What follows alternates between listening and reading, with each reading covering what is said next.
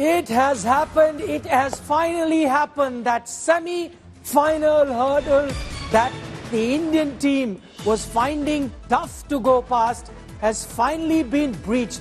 Remember, India on the last two editions of the World Cup reached this very stage of the semi-finals. But that's exactly where they had faltered.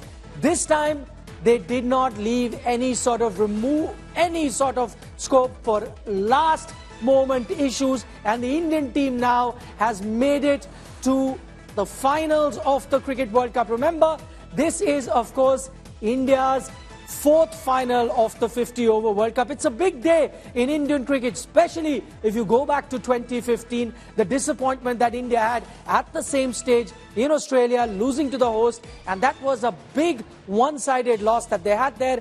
Then they moved on to 2019, went into that tournament as the favourite to lift the title, also topped the table just like they had done here, but once again faltered in 2019 at the semi-final hurdle. This time, the Indian team was clinical. Clinical not just tonight, clinical throughout the tournament. And what has that done? That has taken India to their fourth World Cup final. They had a terrific team, a challenging team in New Zealand, which we always knew was going to be dangerous, that was going to be putting up a fight, and that's exactly what they did. India batted first.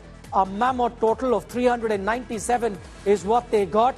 But New Zealand then did set the cat amongst the pigeon because of the batting that they did. At one stage, it seemed like, will the unthinkable happen? Will they chase down a total as big as 397? It started to look like a reality. But then stepped up one man. One-man army is what we're calling him. Mohammed Shami, who's been outstanding this World Cup. Remember, this is his third five-wicket haul in this edition of the World Cup.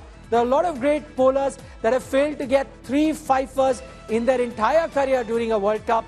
And here we have Mohammed Shami, who's picked up 3 fifers in this edition of the World Cup. Tonight, he finished with 7 wickets as India dismissed New Zealand, winning this game by a huge margin of 70 runs. A game that was seeming to be going down to the wire, that was going very close. Eventually, India has won by a big margin, and that margin is of 70 runs. It's a day to celebrate for all Indian fans because you waited for this for 4 years, 4 months. That's the last time you faltered at the semi-final stage of a World Cup, and the opposition was the same in New Zealand. This time, as I said, Rohit Sharma and his men were clinical.